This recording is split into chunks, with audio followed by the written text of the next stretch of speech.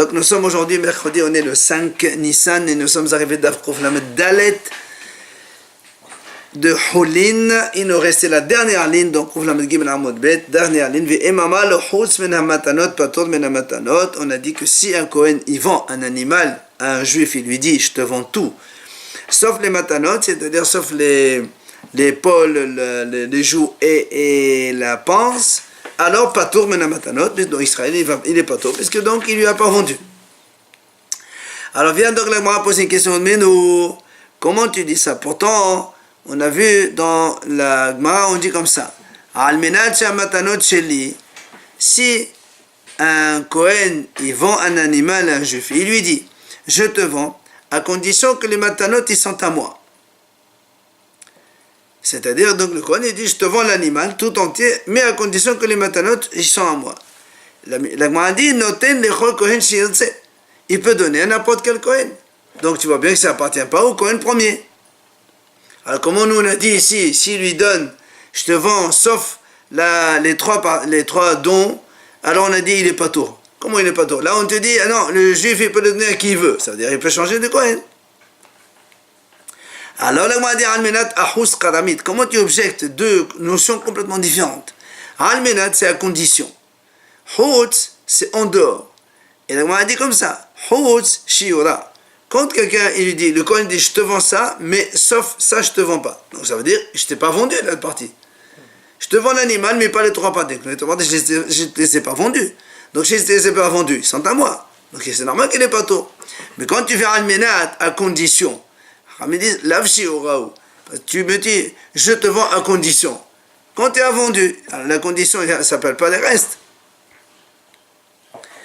Alors on m'a dit, mais nous, voilà encore une autre objection. Almenat, shamanot sheli, hamatanot shelo. Voilà une autre, il y a marqué aussi à condition. Quand tu dis à condition que les matanot, ils sont à moi, on a dit, oui, c'est vrai, les matanot, ils sont à lui. Alors, comment tu fais contradiction entre les deux? Tout à l'heure, on a dit, quand il dit Amenat, quand ils sont à moi, on a dit, non, ils ne sont pas à lui, il fait ce qu'il veut avec. Alors, on m'a dit, en vérité, la mahlot, elle est là-dessus. Mosavar Almenat Shiurahu. Il pense que Almenat, c'est vraiment Shiura, c'est-à-dire que quand il lui dit, à condition qu'ils sont à moi, il a laissé les choses pour lui. Et l'autre dit, non, Almenat, Mosavar, Almenat, la Shiurahu, non, c'est pas, il n'a pas laissé, donc il n'a pas le droit, et donc l'autre fait ce qu'il veut avec. Amalo mechole benemea. Donc là on a vu aussi dans la Mishnah quand un juif va chez le boucher, il lui dit tu me vends les intestins de cette vache, il lui a vendu au kilo. Alors on a dit quand il a vendu au kilo, le juif il est obligé de donner la panse au Kohen, mais il déduit de la valeur puisqu'il l'a vendu au poids. Amala, il a dit Rav lo shano ella sheshachal le'atzmo. Quand est-ce qu'on a dit que le Kohen il prend donc chez l'acheteur? C'est quand l'acheteur lui-même, il a donc pesé. Mais il dit, aval shakal tabah, mais si c'est le boucher lui-même qui lui a pesé cette viande, alors le Kohen, il va donc réclamer ça au boucher. Mais là, Avashi dit non, même si le boucher, c'est lui qui a pesé la viande, le din, c'est-à-dire il va avec l'acheteur, il lui dit, monsieur, voilà, tu me donnes ma partie, c'est-à-dire la panse.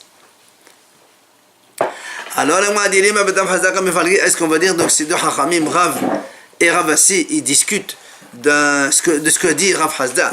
Qu'est-ce qu'il a dit Rav Hasda? Il a dit, Rav Hasda, c'est un homme, Gazal, Velon était un shoah Bé'alim. Imagine, Réhouven, il a volé quelque chose, mais les Bé'alim n'ont pas encore désespéré. Ça veut dire qu'ils ne s'appartiennent pas encore à Réhouven. Seulement, on va Ahed va Achal. Donc, c'est Réhouven qui a volé. Il est venu un autre, Shimon, il a mangé ce que Réhouven a volé. Alors, qui on va réclamer? Le propriétaire, il va chez Réhouven ou chez Shimon? Est-ce que c'est lui, il va réclamer chez celui qui a volé ou celui qui a mangé? Alors, il m'a dit, Rasa Mizé Gové. Rasa Mizé Gové. Donc, Rav Hasda, il dit comme ça. Il a le choix. Il peut aller réclamer soit au voleur, soit à celui qui a mangé. Et donc, là aussi, chez nous, c'est la même chose. Est-ce qu'on va dire que Rav, il pense comme Rav Hasda? Et donc c'est pour ça qu'il a dit que les matanot, il est réclamé ou chez l'acheteur ou chez le boucher. Et Ravasi, quand Quand il a dit non, il ne peut réclamer qu'à l'acheteur, il pense que, comme il ne pense pas comme Hazda, Parce que Rav Hazda, il peut réclamer l'un ou l'autre. Hachamim disent non. Au voleur. Oui. Alors on a dit non, là, tout le monde pense comme Rav Hazda. Alors c'est quoi la discussion? Pourquoi un il a dit ici, il va chez le boucher, et l'autre il dit non, il va chez l'acheteur. Il dit comme ça. Ici, on a la discussion, est-ce que les matanotes qu'on a, ces trois parties qu'on donne au Kohen, est-ce qu'elles se volent ou elles ne se volent pas? Demo Sabbat, un il pense, Rav il dit comme ça. Il y a donc, ça existe, voler les parties du Kohen. Donc c'est pour ça que, comme ça existe, donc quand tu les voles, on peut réclamer au voleur ou celui qui les a mangés. C'est indifférent. Mais voilà, Vassiamar, au moins Sabbat, et Nexalot. Il dit non, ça ne se vole pas. Ça veut dire là où elles se trouvent, ça appartient toujours au Kohen. Donc là où tu les trouves, tu les prends. Tu ne peux pas les réclamer chez quelqu'un qui ne les a pas. Si l'autre les a mangés, donc tu vas aller chez lui qui les a mangés. Et il y a des hachamim qui disent carrément l'enseignement clairement que Rav Amar matanot qu'on a nirzalot. C'est Rav qui a dit que les matanot qu'on a nirzalot, et donc il peut aller les réclamer là où il veut, ou l'un ou l'autre, puisque ça se vole. Alors que Rav Amar matanot qu'on a nirzalot, ça ne se vole pas. Donc tu ne veux les prendre que c'est le premier qui a tué la bête. Maintenant, une nouvelle Mishnah. Imaginons un goy qui s'est converti et il avait une vache. Alors il dit la Mishnah, si on a fait la shita de la vache avant qu'il ne se convertisse, évidemment, donc comme il était goy, donc il ne va rien donner au Kohen puisque c'était un goy. Par contre, si maintenant on a fait la shita après qu'il se soit converti, maintenant qu'il est juif, alors il doit donner les 3 matanot au Kohen. Safer, qu'est-ce qu'on fait maintenant quand on a un safer, qu'on ne sait pas exactement quand est-ce qu'on a fait la shita, est-ce qu'avant qu'il ne se convertisse ou après? La Mishnah a dit pas tout, c'est pas tout parce que comme le Kohen il vient soustraire de ce monsieur, c'est à lui d'amener la preuve comme quoi ils ont fait la shita après qu'il soit converti. Voilà, ça c'est la Mishnah. La Gemara dit qu'Arav Dimi Amar, quand il est venu Rav Dimi, il a dit comme ça, il est venu d'Israël, il a dit, Rabbi Shimon la Rabbi Yochanan. Rish Lakish, il a objecté à Rabbi Yochanan. Il lui a dit, Tnan, Safek, pas tout. Donc dans notre Mishnah, on voit ici que quoi? Quand on a un Safek, est-ce que la conversion a eu lieu avant ou après la Shita? Donc on a dit quoi? On ne donne pas tout. Il dit, Alma, Sfiqa, Lekola. Donc quand on a un Safek, on est Mekil. On ne donne pas. Alors il dit, Udminhu. Alors il a objecté à partir de la Mishnah qui dit dans PA, c'est marqué là-bas, non, c'est que quand on moissonne les récoltes, ce qui tombe, le leket, on donne ça pour les Kohanim. Ok? Pardon, leket c'est pour les pauvres. Leket c'est pour les pauvres. Et là-bas, la maison a dit comme ça. S'il y a des fourmis qui ont pris des épis, et les ont mis dans un trou. Alors, on ne sait pas, est-ce que les fourmis, ils ont fait ça après la moisson, et donc auquel cas c'est des épis qui sont tombés et qui reviennent aux pauvres, ou bien les fourmis ils ont fait ça avant même la moisson, et donc ça appartient au propriétaire. Alors qu'est-ce qu'on fait? Les trous dans lesquels les fourmis ont commis des épis là, ceux qui se trouvent, les trous qui se trouvent dans la culture, elle est encore sur le sol, elle n'a pas été encore moissonnée. Évidemment, ça appartient au Baalabait, le propriétaire. Mais, chez la Halak Osrim, maintenant, si on trouve des trous après les moissonneurs, donc les moissonneurs, ils sont passés, ils ont moissonné, donc il y a quelques épis qui sont tombés, et là, c'est pour les pauvres. Et maintenant, on les trouve dans un trou, dans des fourmis. Qu'est-ce qu'on fait dans ce cas-là? Il dit, Ha'ilyonim la'anim, ve'atachtonim shel Baalabait. Ceux qui sont en haut, c'est pour les pauvres, c'est celles qui viennent de tomber. Mais celles qui sont aux profondeurs, ça c'était déjà avant, donc c'est les fourmis qui les ont prises avant, donc ça n'appartient pas aux pauvres, ça appartient au Baalabait. Maintenant, Rabbi Meir Omer, Hakol la'anim, c'est Safek leket. Rabbi Meir dit non, c'est tout pour les pauvres.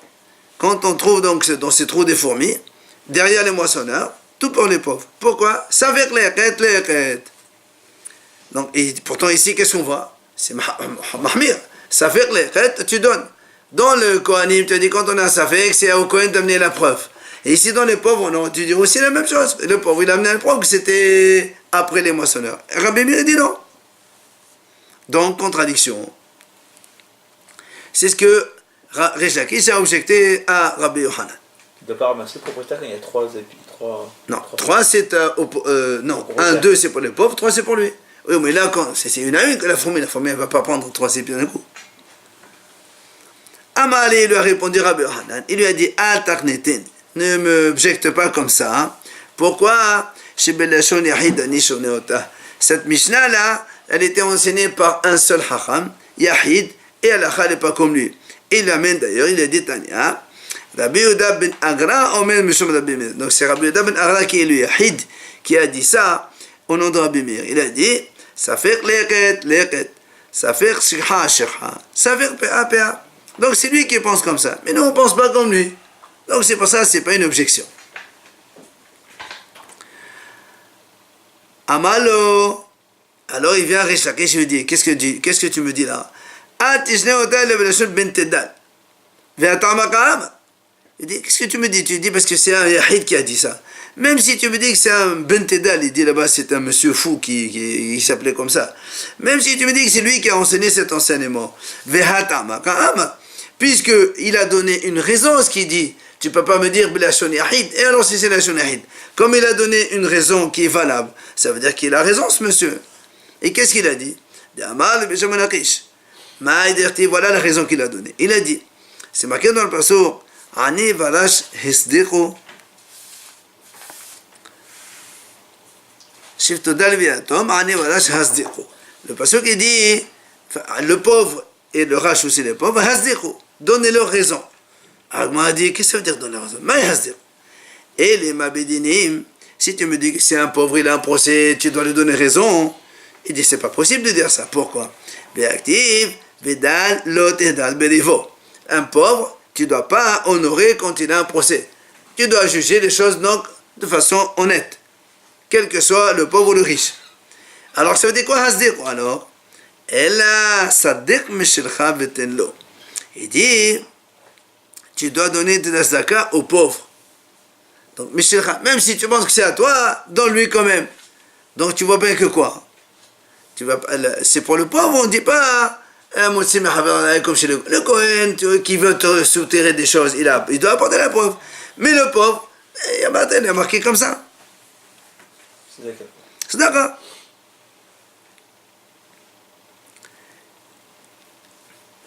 Et donc, c'est toujours donc contradiction avec nous. Que nous on dit que ça fait, eh ben il doit apporter la preuve, et ici on te dit non. Alors la Gemara répond. Amarava hacham. Para bahzakat pitora kaima. Kama bahzakat hiba kaima. Rava lui répondit c'est différent. Pourquoi? Ici, la vache, bahzakat pitora, c'est-à-dire étant donné que nous on a ça fait qu'est-ce qu'on a fait la shita pendant que le goy était goy encore ou il a fait la conversion déjà. Il dit à l'origine c'était la vache d'un goy. Donc à l'origine elle n'est pas tour. Donc maintenant tu as un safek, tu dis pas peut-être qu'il s'est converti. Comment elle était à ce moment-là, on la laisse comme ça.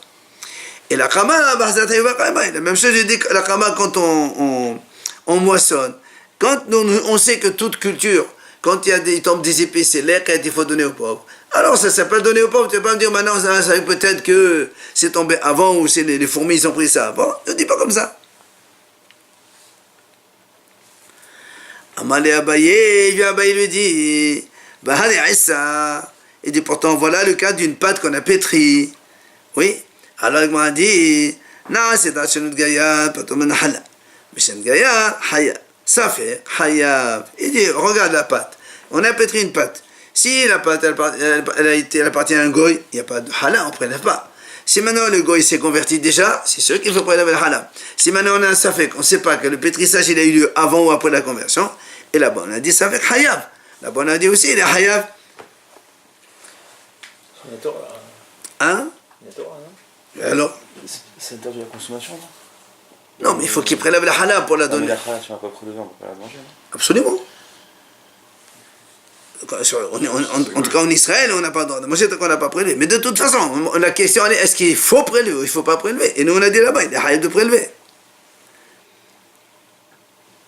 Et là aussi la même chose. Toi tu m'as dit, la vache elle appartenait au goy, donc zakat petour, donc elle est pas tôt.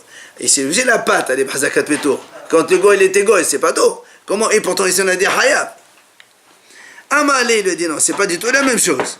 Il lui a dit ça fait Issoura, les Humra, ça fait Mamona, les Khula. Il dit si tu compares deux choses complètement différentes. La Hala, c'est une question de Assour. Celui qui mange Hala, c'est Kadosh, c'est pour le Kohen. Donc c'est pour ça que quand on a un Savek d'Issour, on est Mahmir.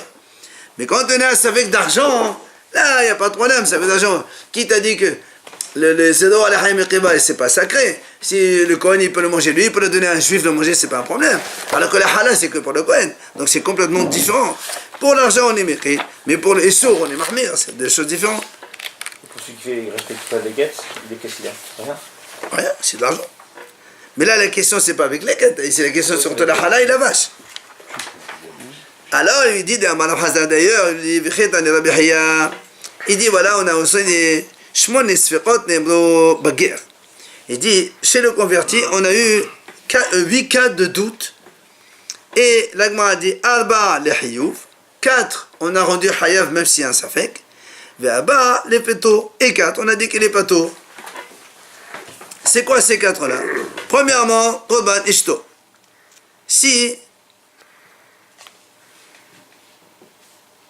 un converti, sa femme elle a accouché. Mais on ne sait pas. Nous on sait qu'une femme quand elle accouche, le mari doit apporter un Korban pour sa femme. Alors, on ne sait pas est-ce que elle a accouché quand il était goy ou quand il s'est déjà converti. Alors, il apporte un korban, il apporte pas un korban. Alors ça, on a dit les hayou, c'est hayab. Vehala, c'est notre cas, non? Bechol behemat mea, c'est un goy, il a un âne, une ânesse qui a accouché un premier-né âne. Alors, on ne sait pas est-ce que l'accouchement il a eu lieu quand le goy s'est déjà converti ou avant qu'il se convertisse. Et enfin, là aussi on a dit qu'il est hayab, il faut quand même le racheter. Au frod behemat aura la même chose. Maintenant, si c'est pas une ânesse, c'est une vache ou une brebis, elle met bas un premier-né, donc est-ce qu'il est kadosh, il faut le donner au Kohen ou pas? Et on a un safek, on a dit les hayou là-bas aussi. Donc tu vois, c'est 4 cas où on a été mehayev, on est mahmir, parce que c'est des issourim.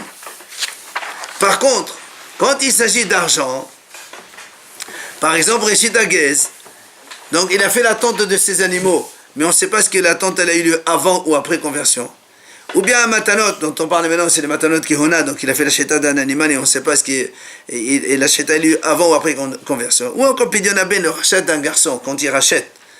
Est-ce que... C'est-à-dire tout pour le Kohen, c'est clair. Justement, est-ce qu'il faut les donner au Kohen? Est-ce qu'il est juif, il faut donner au Kohen? Ou est-ce qu'il est encore goy, il ne faut pas les donner? Et comme c'est de l'argent, et donc la même chose. Et là aussi, le Pidyon Aben, la femme elle a eu un premier garçon, et on ne sait pas est-ce qu'elle était déjà convertie ou avant ou après.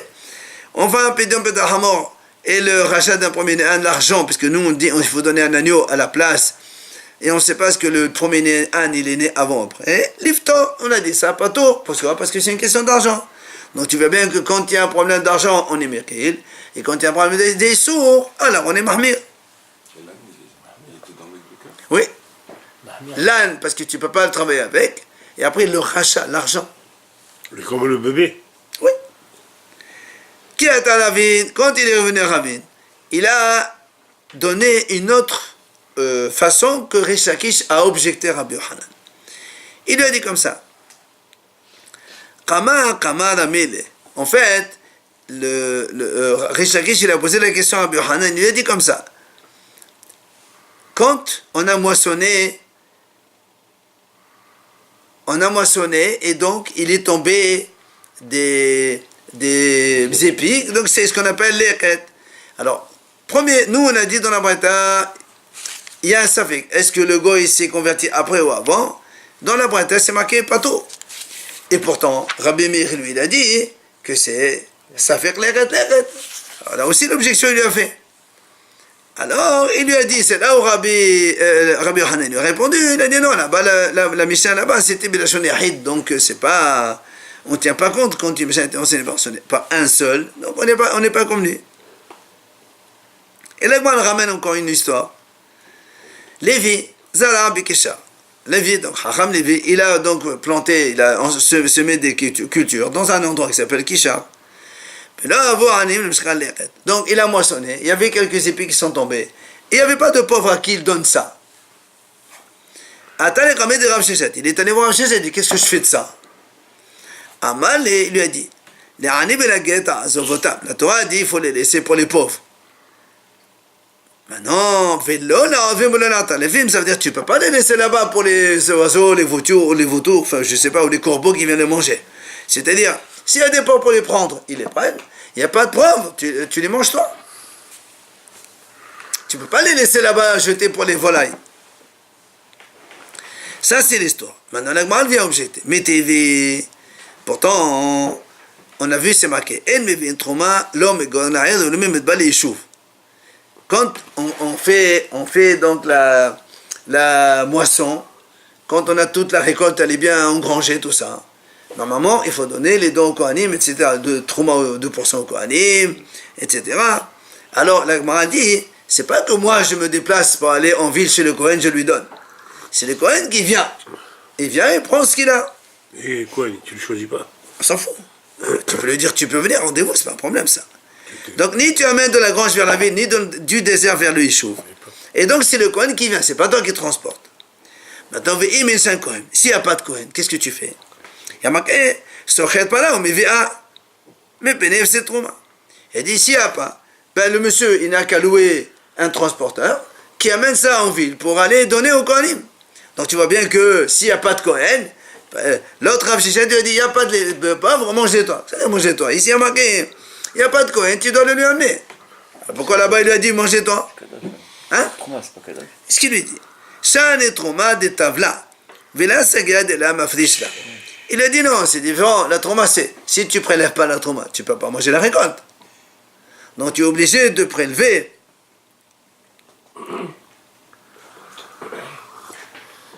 Et donc, tu es obligé de leur donner. Alors que dans là-bas, le lait, c'est pas un problème. Tu n'as pas donné au pauvre, c'est moi de manger la récolte. C'est pas un problème. Comment tu sais que le transporteur va donner au Kohen? Tu n'es pas sûr?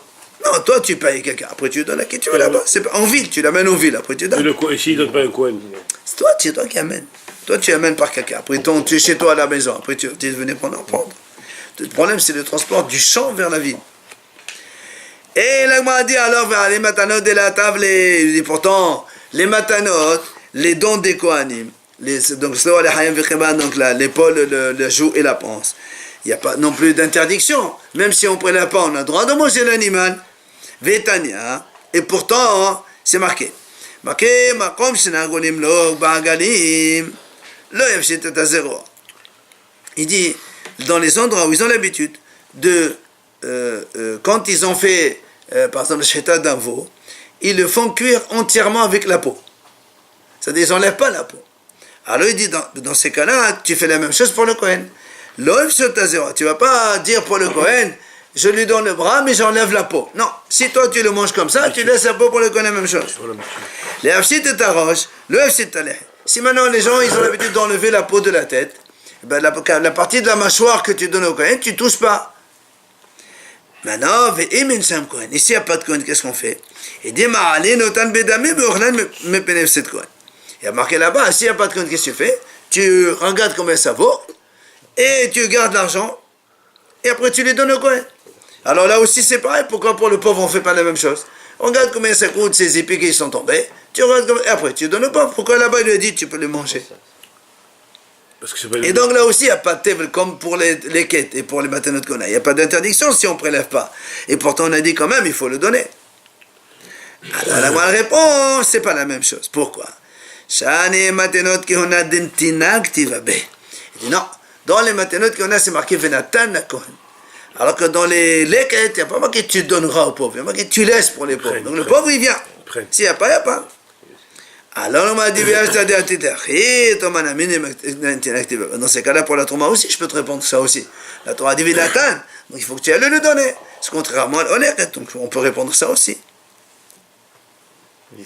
Alors la dit alors pourquoi la Torah répète deux fois le mot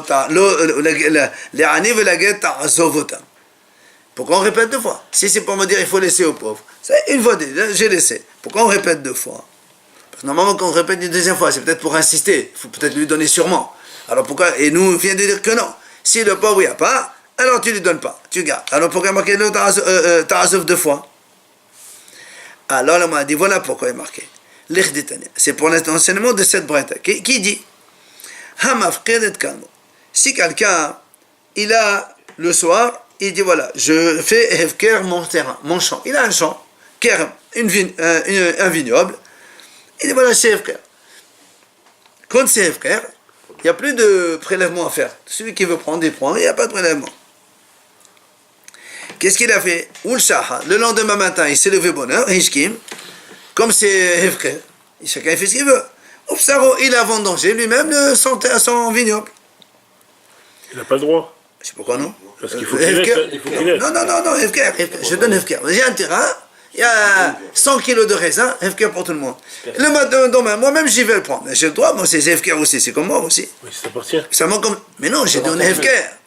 Hefker, j'abandonne à tout le monde, j'ai des cadeaux. Si toi, tu m'entends... Ah, dans la nuit. Oui, dans la nuit, il a fait ça. Le lendemain matin. Oui, je sais. Voilà pourquoi il dit, regarde, la Braïta, elle dit comme ça, justement, qu'est-ce qui se passe?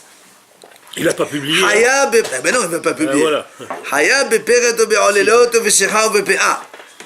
Il dit, il doit quand même donner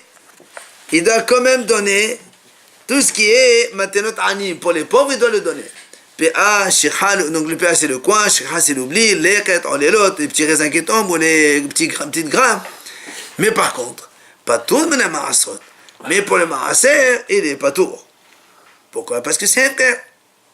Donc c'est pour ça que la Torah dit Ta'azov. C'est-à-dire que même si toi, soi-disant, tu abandonnes ton champ, et le lendemain tu viens les chercher, tu dois quand même donner les choses aux pauvres. Ne dis pas, parce que nous, Hefker, il n'y a pas de Maaser. Donc on a dit, c'est pas toi, tu as raison, tu ne fais pas le Maaser. Tu n'as pas trouvé un Maaser, c'est Hefker. Mais les trucs des pauvres, tu lui donnes quand même. Pourquoi? Parce que la Torah dit Ta'azov 2 fois. C'est pour te dire que dans ce cas-là aussi, tu dois donner aux pauvres. Du FKR? Oui. Alors que normalement, non. Mais dans ce cas-là, où c'est un petit peu... C'est quoi FKR? Abondant. J'abandonne. Je dis abondant, voilà. Celui qui veut, il prend. Et si par exemple le type il a laissé le coin et qu'il y a plein de pauvres qui est venu prendre, qu'est-ce qu'il fait? Mais chacun y va. Et s'il n'y a pas de pauvres qui est venu de ce transfert? Il faut les donner aux pauvres, on a dit. Ils ne sont pas venus, voilà. Tu laisses de côté, et tu vends, et après tu mets l'argent, tu le donnes aux pauvres. C'est ce qu'on est en train de dire. Hahu shaka de denari.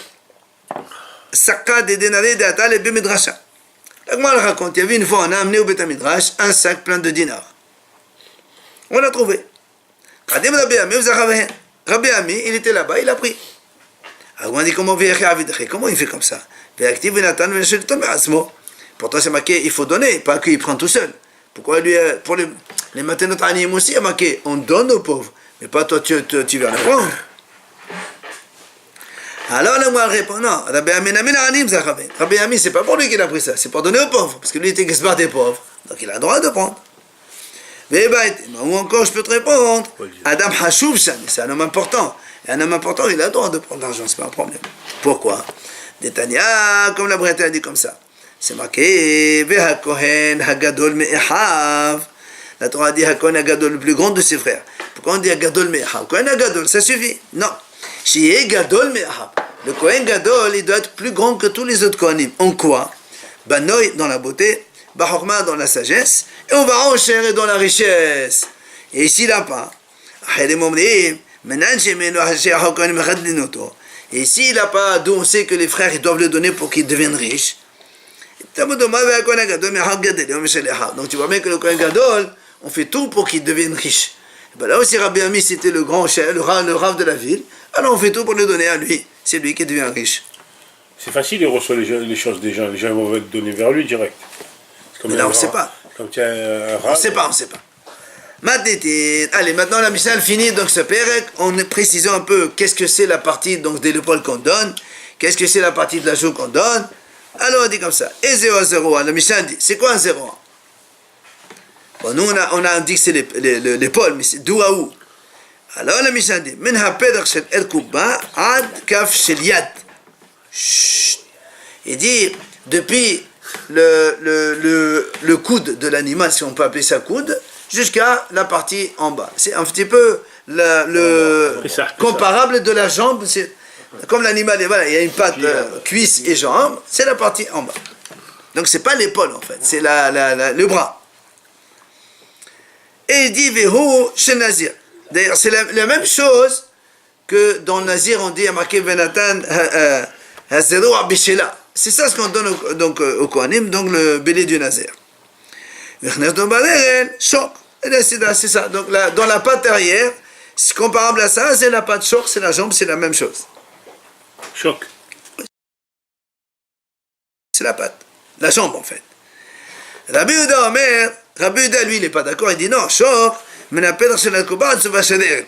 Rabbi Yehuda il dit que le choc lui c'est pas la jambe, c'est la cuisse. C'est du genou jusque vers la cuisse.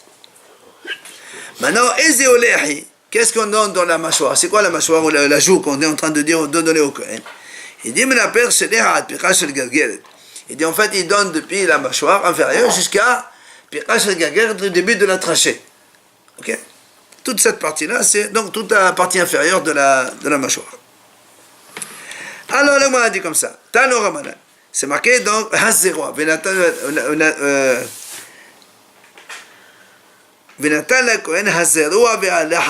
C'est marqué Hazero.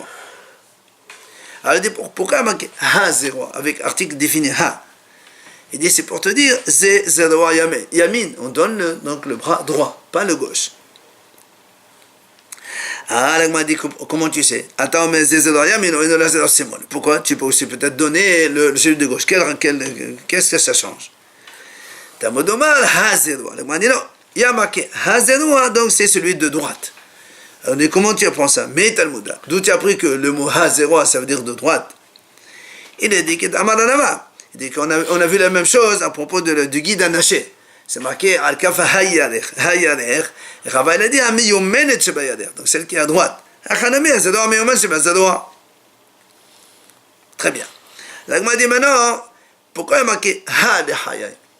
Puisqu'on a dit qu'on donne la mâchoire inférieure. Qu'est-ce que tu veux inclure par le mot Ha? Le article défini. Les Mayata, pourquoi c'est écrit? L'agma dit la vie. C'est pour inclure qu'il faut aussi donner Tsemer Shebarosh Kvasim, donc soit la laine dans les émoutons, ou encore les poils donc des chevreaux. Ça veut dire que quand tu donnes ça, tu n'enlèves pas la peau, tu donnes au Kohen avec la peau incluse. Maintenant, Haqeva, quand on dit Haqeva, là aussi avec l'article défini, qu'est-ce que tu veux inclure? Les maîtres, hein? Alors on m'a dit, les avis, c'est pour inclure aussi la partie graisseuse qu'il y a sur la panse et à l'intérieur, que là aussi, il faut le donner au Kohen. D'ailleurs, on m'a dit, Rabbi Yoshua, il a dit comme ça, Kohanim, il dit en vérité, cette partie, elle revient au Kohanim. Mais les Kohanim, ils ont un bon oeil, ils disent ça va, on leur donne aux propriétaires, c'est pas qui le gardent, cadeau. Alors tu vois bien que, Tama Denahavu, ça veut dire qu'ils ont pris l'habitude. Sinon, Halona, Rodideo, c'est pour le Kohanim. Donc il faut, tout ça, c'est pour inclure, chacun pour inclure quelque chose. Donc ceux qui font des drachot, ils ont expliqué comme ça. Il dit, pourquoi on donne ces trois parties au Kohen? Pourquoi que cela? Il dit, le bras, ça correspond donc à la main. Et pourquoi la main? À propos de Pinchas, quand il a attaqué Zimri Kousbi là-bas qui faisait des relations interdites, il a pris un Omar Beyado dans sa main. Donc il a pris la main, alors Hachim a dit on te donne la main. Pourquoi on lui donne la mâchoire? Comme il a prié, Pinchas il a prié pour qu'Hachim l'aide, alors la Nehayim c'est avec laquelle on parle. Donc il a prié. Kava, pourquoi la pense? Comme il les a transpercés donc vers le bas-ventre, alors c'est un petit peu la même chose. Le Tana, lui, il a pris d'un autre endroit. Il a dit, Shokayamin, dans les sacrifices, quand on donne le Kohanim, Hazevashor, c'est marqué la jambe droite. Alors il a dit, la Shokayamin. Donc ça c'est pour la jambe, donc c'est d'accord. Zero amordashin minnain.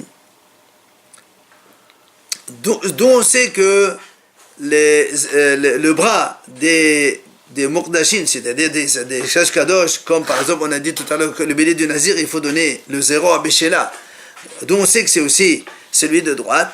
Il dit Tamudoma, Tedoma, parce que le pasuk dit Shok Ayamin Vahazé, où c'est que c'est marqué le pasuk? Shok Ayamin Teruma la Kohen, voilà. Shok Ayamin, donc Teruma la Kohen. Comme il y a marqué Teruma, et le 0 à comprendre du Benazir, c'est Teruma, donc c'est aussi de droite.